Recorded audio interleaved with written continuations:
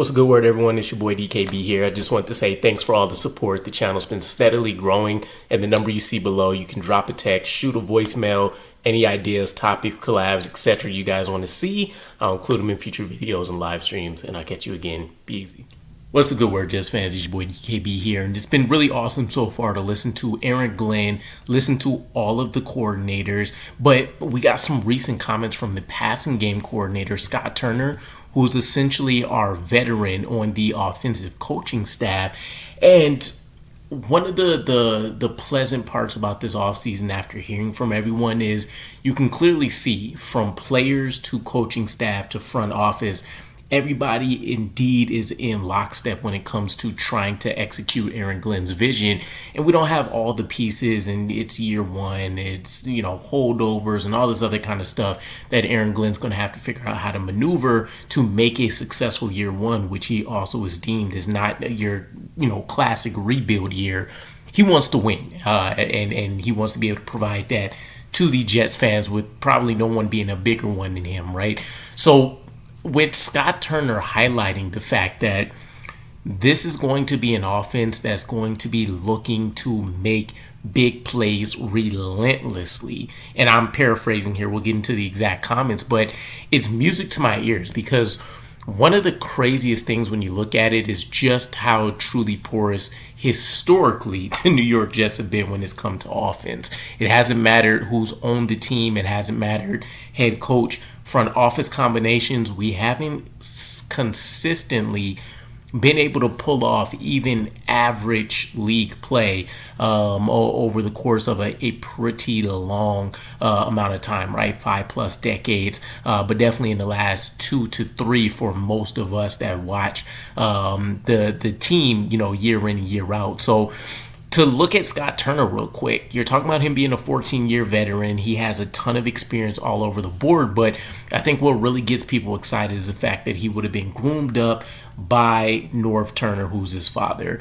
Obviously, infamous resume there and all that kind of stuff as well, but he got a chance to be the offensive coordinator for the Commanders. He's been a passing game coordinator for the Raiders. He's been a quarterback coach for the Panthers and the Vikings, and a wide receiver coach for the Browns. So he's really kind of seen this offense from almost every spot you can imagine, other than running back and offensive line. But of course, with the emphasis being on offensive line play, you'd have to imagine that that's always at the forefront of any position coach's thought process, right?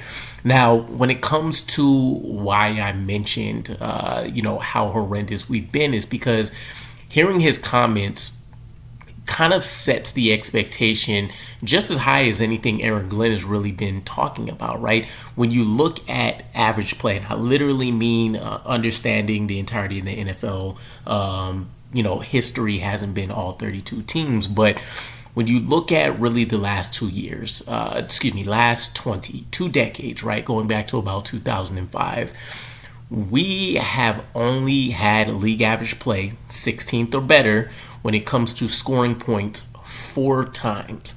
4 times in 20 years is absolutely insane. And by, again, the floor being just the 16th spot.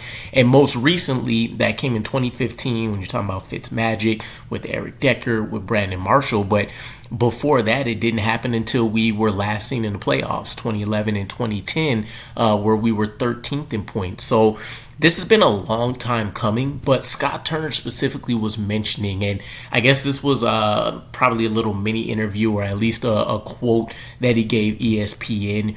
He said it's going to be a physical system. Again, music to our ears. I think we have the running back room to say that we can pull that off. I think when you look at how we've adjusted this offensive line, Simpson is a mauler. You can argue Olufashano at least has the capabilities to pull that off, with him being a freak athlete and what he could do. Mimbu, obviously a big boost in that category, and AVT has proven to be that in the past. Tippmann, maybe more of a finesse type guy for you, but 4 out of the 5 spots being pluses. And again, Joe Tippmann, at the very worst, seems like a solid center with the ability to still achieve high levels of success. It's a huge plus. Now, Turner goes on to dive into this and say, we're going to run the football, we're going to be aggressive up front and try to chase explosive plays in the passing game. That's what we're going to be hunting. And this is awesome, right? Because again, this is something that not only have we been sorely lacking, huge explosive plays, whether it's been through the ground or in the passing game, but when it's come for us, it's generally been on the ground. It's been hard to come by. And when you look at what the Detroit Lions offense has been, it has been one that's functioned with speed players and a offensive coordinator, and with Engstrand being the passing game coordinator, a dynamic coaching staff that understood how to utilize gadget plays to not only get an offense going if there was a bit of a slump, but to also kind of be that trigger to where now it's just an avalanche or an onslaught of just huge plays coming at least once a series.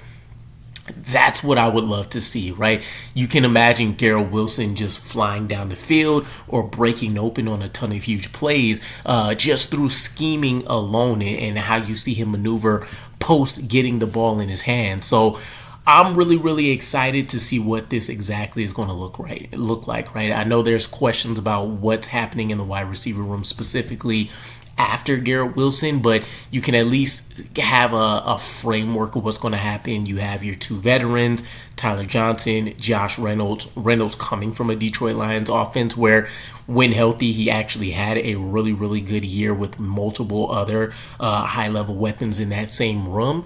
Tyler Johnson's a guy that offers some upside even for a veteran still, and then you kind of have some of your gadget guys that have some upside, or they have a unique trait about them, like Corley with his physicality and what he was able to pull off in Western Kentucky. And then, of course, Arian Smith now with the speed element and seeing how he gets deployed. And then, of course, Mason Taylor. You look at Jeremy Rucker, who still has a ton of upside if we can tap into that.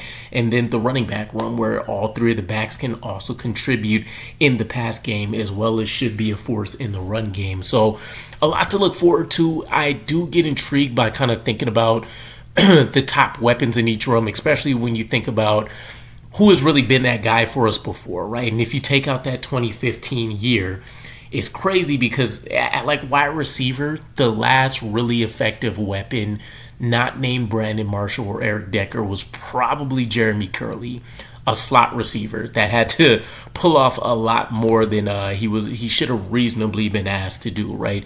Dustin Keller at tight end probably, and then I want to say in terms of a running back that's been a effective receiving option, probably Ty Johnson, which is at least recent enough, but I can't recall like Sean Green or Chris Ivory. Like Bilal Powell would probably be the next name, right?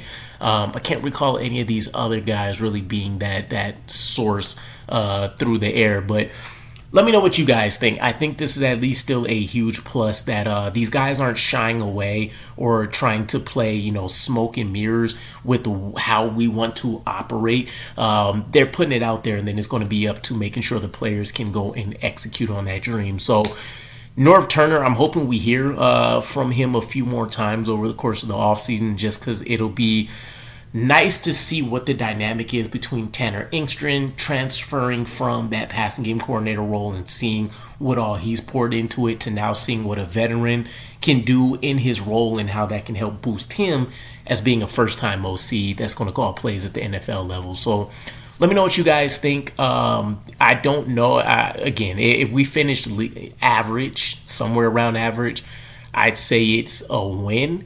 I do think there's some upside to maybe be a fringe top 10-ish, but that's kind of dependent on a ton of things breaking right. But let me know what you guys think, not only about the comments, but kind of what are you expecting for the offense in year one.